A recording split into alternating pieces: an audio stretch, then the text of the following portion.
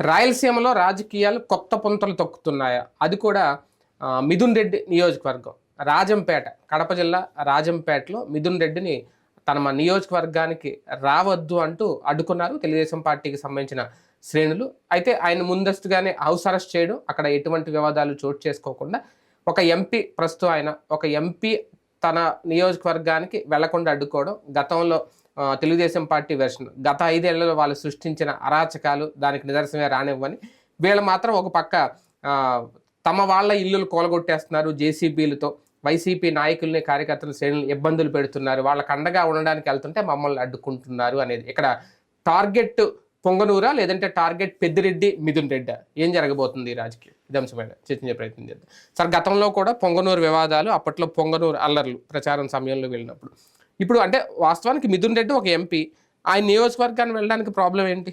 అసలు ఎందుకు అడ్డుకోవాలి? అంటే కావాలని అటు తెలుగుదేశం, జనసేన వాళ్ళు ఆందోళనలు చేస్తున్నారు.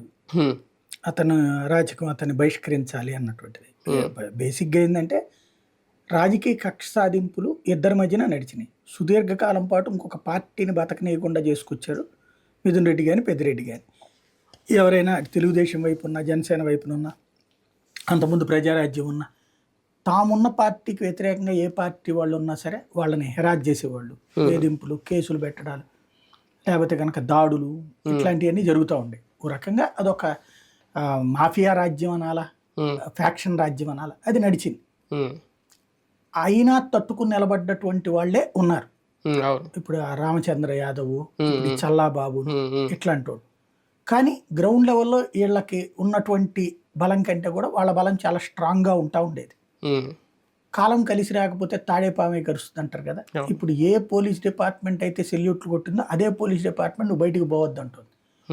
ఏ జనం అయితే వీళ్ళు వస్తున్నప్పుడు భయంతో పరుగులు పెట్టారో అదే జనం ఇవాళ రోజున పరిగెత్తిస్తున్నారు. తేడా అదే. ఇప్పుడు ఒకప్పుడు వాళ్ళకున్న ప్రాబల్యం అంటే పెద్దిరెడ్డి గారు అంటే ఇప్పటికీ రాయలసీమలో ఒక రకంగా వైసీపీలోనే జగన్ తర్వాత అన్నట్టుగా ఉంటుంది ఆయనకి ప్రాధాన్యత అనేది. అటువంటి వ్యక్తుల మీద వ్యతిరేకత రావడం పార్టీకి సంబంధించా లేదంటే నిజంగా వ్యక్తిగతంగా గతంలో వాళ్ళు చేసిన రాజకీయాలు అనుకోవాలి?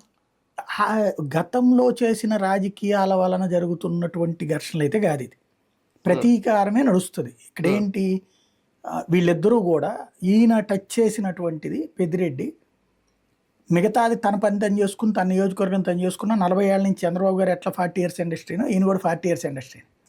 వీళ్ళిద్దరికి ఇంకా అక్కడ అసలు తేడా లేదు. అవును. అయితే చంద్రబాబుని ఓడించాలి అన్నటువంటి జగన్మోహన్ రెడ్డి పంతాన్ని నెరవేర్చడం కోసం పూర్తిగా సర్వశక్తులు వడ్డింది పెద్దిరెడ్డి. అందులో ఉన్న బాబుకు ఉన్నటువంటి వీక్నెస్లు ఏంటి, కుప్పంలో ఎలా దెబ్బ కొట్టాలన్నటువంటి స్కెచ్ చేసి గెలిపించి చూపెట్టాడు. అప్పుడు మున్సిపాలిటీలు ఆ ఇంపాక్ట్ అప్పటి నుంచి కక్షగట్టి ఉన్నది ఇటు తెలుగుదేశం క్లియర్గా. అదే సందర్భంలో ప్రజారాజ్యం ఉన్నప్పుడు అటు చిరంజీవి అభిమానుల మీద దాడులు జరిగినాయి అక్కడ. అలాగే మొన్న జనసేన వాళ్ళని వేధించినటువంటిది ఉంది. చివరికి రామచంద్ర యాదవ్ ఆ దెబ్బతో సొంత పార్టీ పెట్టుకుంటే అతన్ని కొట్టినటువంటి, అతని మీద దాడికి వెళ్ళినటువంటి పరిస్థితి ఉంది. అక్కడ ఏంటంటే పోలీస్ స్టేషన్లోకి వెళ్ళి కూడా కొడతారు. ఆ స్థాయి రాజకీయం నడిచేది. అది అక్కడ ఉన్నటువంటి వాళ్ళకి కసిగా ఎదురు చూస్తున్నారు. ఇప్పుడు మొట్టమొదటిసారి చంద్రబాబు కూడా ఆ రాజకీయాలకు అదే సమాధానం అని చెప్పడం, దాంతో పూర్తి స్థాయిలో రివర్స్ అటాక్. ఇప్పుడు వాళ్ళని రోడ్డు మీదకి రానియకుండా చూడడం. అంటే ఇన్ని రోజుల పాటు ఎలక్షన్ అయిపోయి 3వ తారీఖు కదా లాస్ట్ మంత్, అప్పటి నుంచి కౌంటింగ్ అయిపోయి అప్పటి నుంచి ఇప్పటిదాకా అడుగు పెట్టనీయలేదు నియోజకవర్గంలో. అంటే ఖచ్చితంగా ఇలా విజయం. ఇంతవరకు మావాడు అని రొమ్ము చీర్చుకున్నటువంటి వాళ్ళకి అదొక నెగిటివ్. నిజంగా అంత బలం ఉంటే ఓడించి చూపించి నల్లారి కిరణ్ కుమార్ రెడ్డిని గెలిపించుకుంటే అయిపోయేది కదా, కానీ అది జరగలేదు కదా. అంటే టోటల్ పార్లమెంట్ లోనే కదా, పార్లమెంట్ లో క్రాస్ ఓటింగ్ జరిగింది. క్రాస్ ఓటింగ్ కాకపోతే అది కూడా గెలిచేసేవాళ్ళు. అసెంబ్లీ స్థానాలు వీళ్ళే గెలిచారు. ఇదివరకు కూడా చిత్తూరు పార్లమెంటు తెలుగుదేశమే గెలిచేది. ఇప్పుడు కుప్పం మెజార్టీని బేస్ చేసుకుని గెలిచేది. అదే తిరుపతి పార్లమెంటు ఎప్పుడు వేరే వాళ్ళు గెలుస్తూ ఉండేవాళ్ళు. ఈ దఫా కూడా ఈ రెండు ఇదే, ఇప్పుడు పార్లమెంట్ తిరుపతి పార్లమెంటు గెలిచారు, ఇటు రాజంపేట వీళ్ళు గెలిచారు పార్లమెంట్. ఈ రెండు అభ్యర్థి కూడా మైనస్ ఏమో. కిరణ్ కుమార్ రెడ్డిని టీడీపీకి సంబంధించిన లీడర్గా చూడలేరు కదా, కాంగ్రెస్ నాయకుడు కానీ ఒక బీజేపీలో ఉన్న కాంగ్రెస్ కిరణ్ నాయకుడు కానీ. కుమార్ రెడ్డి కాబట్టి అక్కడ దాకా వచ్చాడు. ఎంత కేవలం 40,000 మెజార్టీనే కదా అవును, తేడా. ఇదివరకు లక్షల్లో తేడా. అవును 2 లక్షలు ఇంతకు ముందు 2 లక్షలు. పురంధేశ్వర్ గారు పోటీ చేసినప్పుడు అప్పుడు చాలా తేడా కదా. అవును.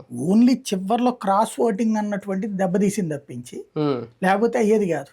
అవును. లేకపోతే కిరణ్ కుమార్ రెడ్డి కాబట్టి ఆ స్థాయి దాకా వచ్చాడు, దగ్గర వరకు వచ్చాడు దాదాపుగా. పార్లమెంట్ నియోజకవర్గం 40,000 అంటే తక్కువే. కానీ గతంలో చంద్రబాబుని టార్గెట్ చేస్తూ మాట్లాడడం పెద్దిరెడ్డి రామచంద్రారెడ్డి గారు ఎన్నికలకు ముందు ఆయన గురించి, ఆయన చదువుకున్నప్పుడు గురించి మొత్తం అంతా లిస్ట్ బయట తీశారు.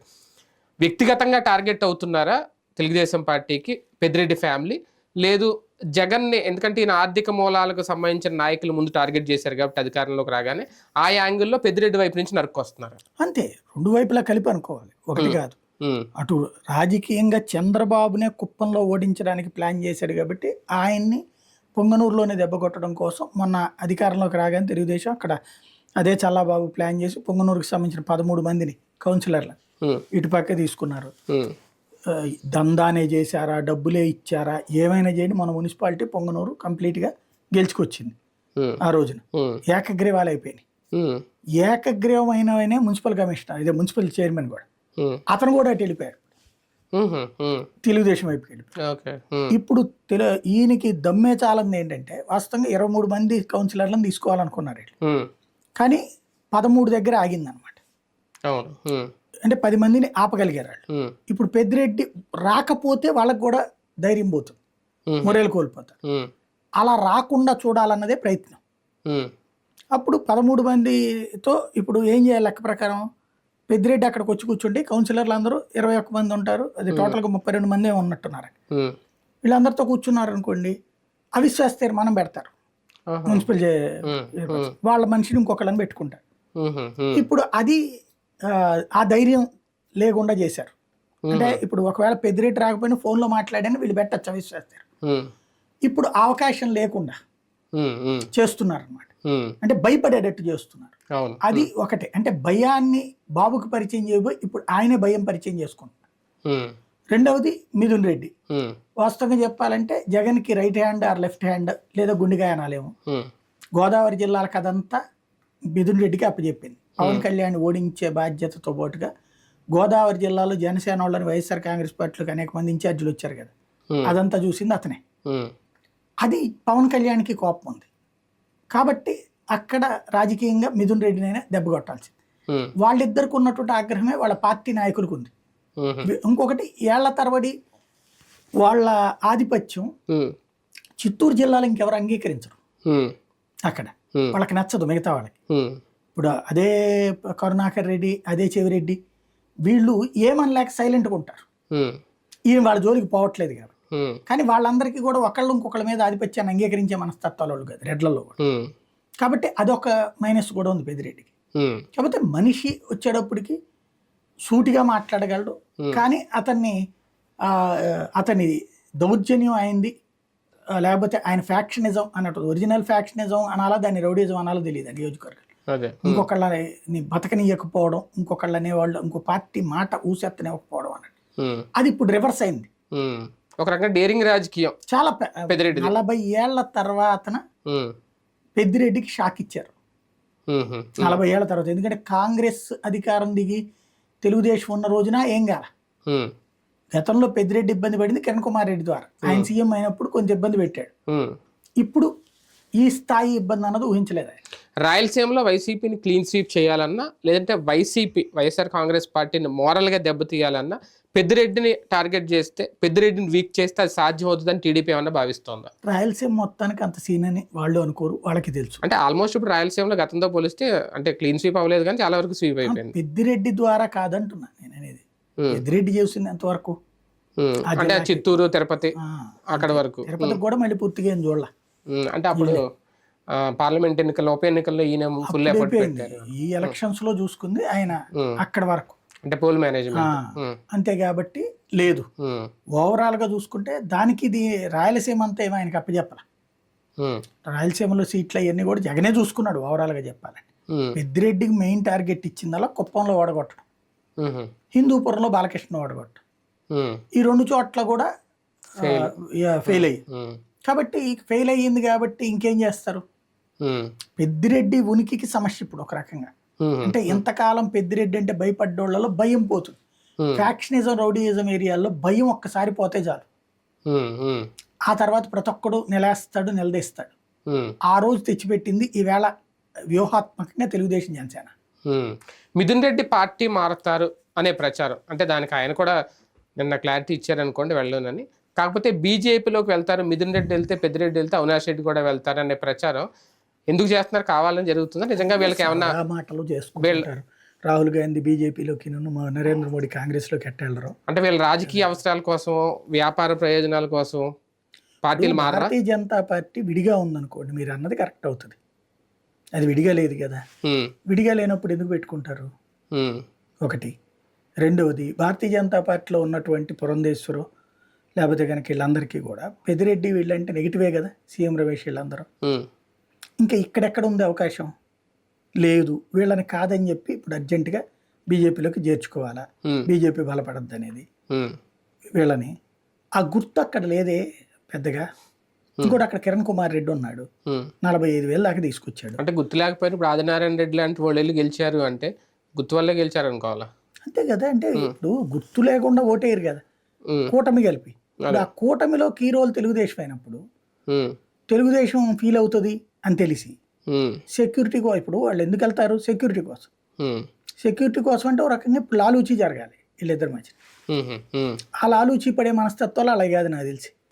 మిథున్ రెడ్డి లాలూచీ పడే మనస్తత్వం కాదు, పెద్దిరెడ్డి ఆ మనస్తత్వం కాదు. డి అంటే డి కొనే రకాలే.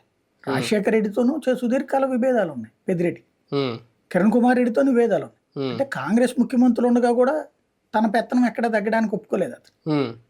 మంత్రి పదవి ఇచ్చినటువంటి సందర్భంలో కూడా లెక్కలే ఉన్నాయి. కాబట్టి కథ మారుతుంది అంతే. కానీ 5 ఏళ్ల పాటు అధికారంలో ఉండి ఒక్కసారికి ఇప్పుడు హౌస్ అరెస్ట్లు అవ్వడం, గెలిచినా సరే ఈ రకమైన టార్గెట్ చేస్తున్నారు అంటే రాజకీయంగా వీక్ అయ్యే అవకాశం ఉంటుందా రేపొద్దున్న ఇదే కానీ కంటిన్యూ అయితే? చూడాలి. ఇప్పుడు చంద్రబాబు వీళ్ళు అడ్డు పెట్టిపోయారు, ఏమైంది? బాబు మరింత భారీగా గెలుచుకొచ్చారు. ప్రజలలో వీళ్ళకున్న ఇన్ఫ్లుయెన్స్ అనేది తెలుస్తుంది. ఇప్పుడు ప్రజలు భయంతో ఎంతకాలం ఓట్లేస్తూ వచ్చారనుకోండి, ఇప్పుడు ఆ భయాన్ని దూరం చేస్తే ఆటోమేటిక్గా తేడా వస్తుంది. రేపు స్థానిక ఎన్నికల్లో తెలిసిపోతుంది. పొంగనూరు స్థానిక ఎన్నికల్లో వీళ్ళు గెలిచారనుకోండి, ఇంకా అయిపోయినట్టు. ఈ లోపు ఆ భయాన్ని దూరం చేసే ప్రయత్నం చేస్తున్నారు. జనాలకి వితౌట్ పెద్దిరెడ్డి అనే ధైర్యాన్ని ఇచ్చే ప్రయత్నం ప్రారంభించింది తెలుగుదేశం. అది సక్సెస్ అయితే ఇక తిరిగి ఉండదు. కూటమి చేస్తున్న రాజకీయం మిథున్ రెడ్డి చెప్పినట్టు చూస్తూ ఉంటే జేసీబీలు తరలించి ఇల్లు కూలగొట్టడం, వైసీపీ శ్రేణులను టార్గెట్ చేయడం, దాన్ని ఎలా చూడాలి? ఎందుకని రాయట్లేదు సాక్షి వాళ్ళు? ఎందుకని కవరేజ్ ఇవ్వట్లేదు వాళ్ళే? సోషల్ మీడియా ఆయన చెప్పాడు కదా స్వయంగా. సోషల్ మీడియా ఎందుకు కవరేజ్ ఇవ్వట్లేదు? వాళ్ళు ప్రెస్ మీట్లు కాదు. ఇప్పుడు వైసీపీ వాళ్ళ మీద దాడి జరుగుతుంది, వైసీపీ వాళ్ళ ఆస్తి ధ్వంసం అవుతుంది. ఇదివరకు ఆంధ్రజ్యోతి, ఈనాడు, టీవీ5, మహా టీవీ వీళ్ళందరూ పరిగెత్తారు కదా తెలుగుదేశం వాళ్ళకి చిన్న ప్రాబ్లం వస్తే. మరి వైసీపీ దాని మీద జరిగితే ఎందుకు రావట్లేదు? వాళ్ళు రాయరు, వీళ్ళు రావాలిగా. సాక్షి, పోనీ న్యూట్రల్ అనేటువంటి టీవీ9 ఏంటి వీళ్ళన్న కవర్ చేయాలిగా, ఎందుకు జరగట్లేదు? లేదా వీళ్ళ సోషల్ మీడియా ఇంకా హైలైట్ చేయాలి కదా, ఎందుకు జరగట్లేదు? అది ఆలోచించాల్సి ఉంది. అంటే ఆ అక్రమాలా సక్రమాలా అనేది అది ఆలోచించాలి. అది ఎందుకు రాజకీయం లేదంటే ఏం జరగకుండా ఈయన ఆరోపణలు చేస్తున్నారు, అది తెలియదు అంటున్నా. కానీ ఆరోపణలు అయితే చేస్తున్నారు, అందుకే అడ్డుకుంటున్నారు. రైట్ చూద్దాం. మొత్తానికి పొంగనూరు టార్గెట్ రాజకీయమా లేదంటే మిథున్ రెడ్డి పెద్దిరెడ్డి ఇద్దరిని రాజకీయంగా వీక్ చేయాలని కూటమి అనుకుంటుంది? ఏది ఏమైనా ఒక ఎంపీ తన సొంత నియోజకవర్గాల్లోకి వెళ్ళడానికి భయపడే పరిస్థితి, హౌస్ అరెస్ట్ అవ్వాల్సిన పరిస్థితి. ఇదే తరహా రాజకీయం అక్కడ ప్రజలు ఆలోచించుకోవాలి.